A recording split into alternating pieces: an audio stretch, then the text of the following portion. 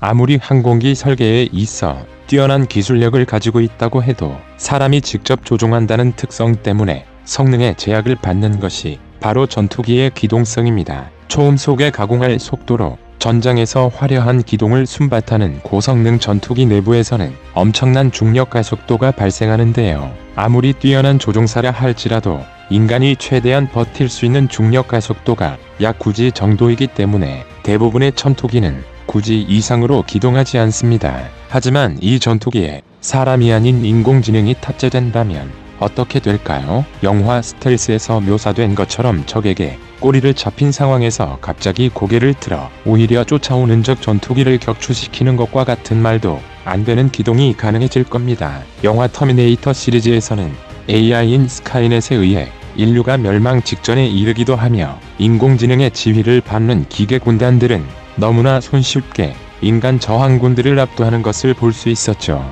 무서운 장면들이었지만 실제로도 AI들은 인간의 능력을 가볍게 뛰어넘는 모습을 보여줍니다. 약인공지능의 하나인 아이펠코 아이헤런은 미국의 다퍼가 만들어낸 전투기 조종하는 인공지능으로 F-16의 현역 파일럿들과 대결해 단 한 번도 패배하지 않는 무서운 능력을 보여주었죠. 그런데 이처럼 무시무시한 전투기의 인공지능 공중교전 기술을 우리 대한민국에서도 개발하고 있습니다. 게다가 우리 한국의 프로게이머 한상호 씨는 지난 2021년 1월 말 엑스플레인 12를 사용해 실시한 아이펠코와의 대결에서 세계 최초로 AI를 2번 연속 격추하는 성과를 내기도 했죠. 우리 한국이 세계 최고 수준의 공중교전 인공지능을 만들어내고 이 같은 선수들과 조종사들의 지속적인 피드백을 받게 된다면 무슨 일이 일어날까요? 지금부터 알아보겠습니다. 전문가는 아니지만 해당 분야의 정보를 조사, 정리했습니다. 본의 아니게 틀린 부분이 있을 수 있다는 점 양해해 주시면 감사하겠습니다. 현재의 무인기들은 군사적 목적으로 실제 전장에 투입되어 활발하게 작전을 수행하며 지상 타격 및 감시 정찰 임무를 성공적으로 수행하고 있습니다. 하지만 미래의 무인기는 현재 운용 가능한 범위를 훨씬 뛰어넘어 다양한 역할을 수행할 것으로 보입니다. 미군은 현재 개발 및 운용되고 있는 다양한 무인기 말고도 고도의 성능을 가진 유인 전투기인 F-16을 무인화해 운용할 수 있는 단계까지 이르렀는데요. 전투기의 조종사가 생존의 위협을 받는 공중교전 상황에서 지금의 무인기보다 훨씬 뛰어난 자율교전 능력을 가진다면 일반적인 공중전에서 가질 수 없는 우위를 쉽게 가져갈 수 있을 것으로 보입니다. 이 때문에 다수의 무인기와 유인 전투기의 지휘를 받아 작전을 수행하는 멈티 개념은 앞으로 나오게 될 군사 강대국들의 6세대 전투기 운용 개념에 있어서 가장 큰 특징 중 하나가 될 것으로 보입니다. 한때는 미사일의 등장으로 더 이상 기관포가 필요 없을 것만 같았지만 실제 전장에서는 달랐죠. 베트남전에서 기관포가 없어 갖은 고생을 했던 미군은 이후 나오게 된 5세대 스텔스 전투기들에게까지 모두 기관포를 표준 장비로 탑재하고 언제든 발생할 수 있는 적과의 근접 공중교전 WVR전에 대비하고 있습니다. 그리고 이런 능력은 무인기들에게도 여전히 필요한 능력이 되고 있는데요. 이제는 미국뿐만이 아니라 미군을 위협하는 대륙과 불곰국 등에서도 5세대 스텔스 전투기들이 등장하고 전자전 기술이 발전함에 따라 중장거리 미사일을 피할 수 있게 되었습니다. 이렇게 될 경우 그 다음은 단거리 열추적 미사일과 기관포 등으로 싸우는 근접 공중교전 단계로 이어지게 되는데요. 실제로 우리 한국의 프로게이머 한상호 씨 이전에 무인기의 공중교전을 위해 개발된 아이펠코와 맞붙어 본 적이 있는 미국의 주방위 공군 출신 조종사 뱅거는 아이펠코의 무서운 전투 능력에 대해 상세히 말했습니다. 그는 최근 미 공군의 웨펀 스쿨 인스트럭터 코스를 졸업했고 F-16 비행시간만 2000시간이 넘는 베테랑이었는데요. 아이펠코와의 근접전에서는 오로지 기총으로만 대결했다고 합니다.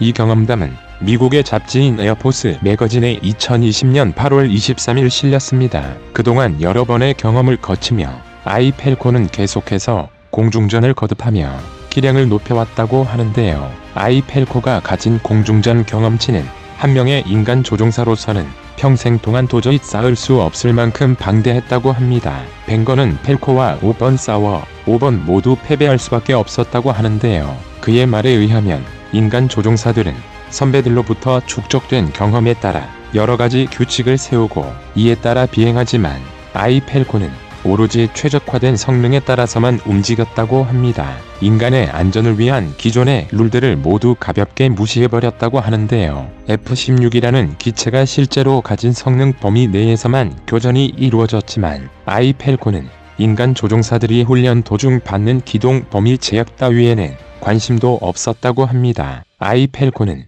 인간 조종사들이 기총 사격 시 유지하는 각도라든가 항공기들 간의 안전을 위한 간격 유지 같은 것에 전혀 신경 쓰지 않았고 순간적인 판단력과 반응 속도가 인간의 한계를 넘어설 정도로 굉장했다고 합니다. 사람일 경우 인지에서 분석에서 판단해서 행동을 거치면서 나름 시간이 걸리는데 아이펠콘은 이 과정을 나노초 10억 분의 1초 수준으로 처리했다고 합니다. 아이펠콘은 사람이었다면 심장이 터져버렸을 만한 극한의 기동을 펼쳤다고 하는데요. 아이펠콘은 속도를 전혀 줄이지 않고 벵거의 전투기에 30m 가까이까지 바짝 붙은 뒤 턴을 하는 등 위험한 기동을 수시로 펼쳐댔다고 합니다. 아이펠콘은 단 한 번도 벵거가 공격에 유리한 위치를 점하도록 허락하지 않았기에 벵거는 교전 내내 도망만 다니다가 끝이 났다고 합니다. 벵거의 경험담에 따르면 아이펠콘의 공격을 피할 수는 있었지만 도저히 맞출 수는 없었다고 하는데요. AI 전투 능력의 향상을 위해 시행된 ACE 프로젝트의 오픈 토너먼트로 참가한 아이펠콘은 오로지 공중전 능력만 집중적으로 배워왔기에 실제 항공기에 적용하려면 실전에서 항공기의 상태나 주변 여건 등의 변수를 고려해 개발해야 되기 때문에 10년 정도는 기간이 더 필요할 것으로 보인다고 분석됩니다. 하지만 확실히 아이펠콘의 전투 능력만큼은 혀를 내두르는 수준이었고 이런 무인 조종 능력은 6세대 전투기의 필요 요구 사항이기에 6세대 전투기들의 전투 능력은 인간으로서는 대적하기 힘들 정도가 될 것으로 보입니다. 이런 기술을 우리 대한민국의 국방과학연구소에서도 개발하고 있다는 점이 굉장한데요. 한국의 국방과학연구소 ADD와 방위사업청은 새로운 개념의 무기체계를 소개하는 미래도전 국방기술이 제안하는 무기체계 소요 영감을 통해 그동안 연구해왔던 인공지능 공중교전 기술에 관해 간략하게 소개하고 있습니다. 우리 한국 또한 AI 조종사 개발에 박차를 가하고 있는데요. 국방과학연구소는 미군의 아이펠콘으로 대표되는 ACE 프로그램과 비슷한 시기에 AI 조종사 개발 과제를 준비하기 시작했으며 2023년 개발 완료를 목표로 미래 도전 과제를 수행하고 있습니다. AI 조종사를 개발하기 위해서는 세 가지가 필요하다는데요. 일명 딥러닝이라 불리는 심층 신경망, 고성능 프로세서의 방전, 빅데이터가 그 3요소라고 합니다. 하지만 알 조종사 개발에 있어 가장 어려운 것은 방대한 양의 빅데이터를 확보하는 것이라고 합니다. 프로 바둑 선수들을 좌절하게 만든 알파고는 프로 기사의 기보 16만 건을 분석할 수 있었고 스타크래프트 2 대회에서 우승을 거머쥐었다는 알파스타는 프로게이머들의 리플레이 80만 건으로 초기 학습을 할 수 있었다고 합니다. 하지만 전투기 AI에 있어서 문제는 바로 이 초기 학습 데이터를 실전에서 구하기가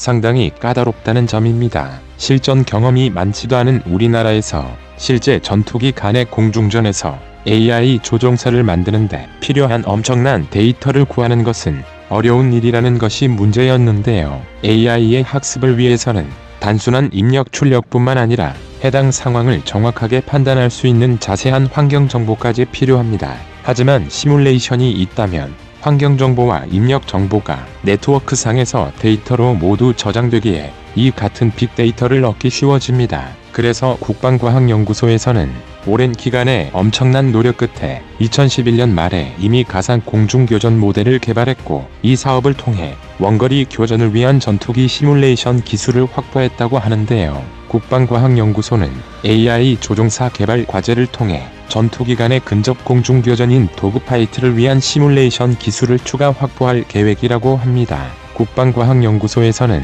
공군사관학교의 도움을 받아 도그파이트에 필요한 모든 기본 전투기 기동 BFM과 공중전 기동 ACM 교리를 컴퓨터가 이해할 수 있는 규칙으로 변경해 입력하고 있다고 합니다. 이렇게 확보한 규칙 기반 인공지능을 전문 교관으로 다양한 상황에서의 교전 데이터를 대량 생산하고 이 데이터로 학습시켜 AI 조종사를 개발할 방침이라고 하는데요. 우리 한국에서는 세계 최초로 아이펠코를 이겼던 프로게이머 한상호 씨가 나오기도 했던 만큼 이런 분들의 수많은 피드백이 끊임없이 적용된다면 세계 최강의 AI 조종사가 탄생할지도 모른다는 기대감도 듭니다.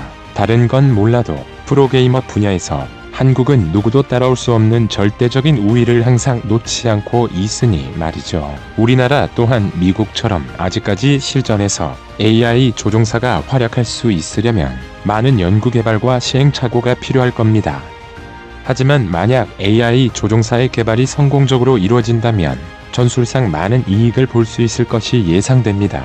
앞으로 나올 블록 3, KF-21의 이런 인공지능 AI 조종사 시스템을 구현한다면 6세대 전투기까지는 아니더라도 KF-21은 거의 5.5세대 전투기에 준하는 엄청난 전투기로 성장하게 될지도 모르죠. 하지만 미래도전 국방기술이 제안하는 무기체계 소요 영감에서 소개된 바를 볼 때 우리 군은 이처럼 단순한 전투용 인공지능만 개발하는 것이 아니라 더욱 거대한 목표를 실현시키기 위한 준비를 하고 있다는 것을 알 수 있습니다. 바로 미래전의 새로운 개념인 모자이크전에서 활약할 수 있는 그전에서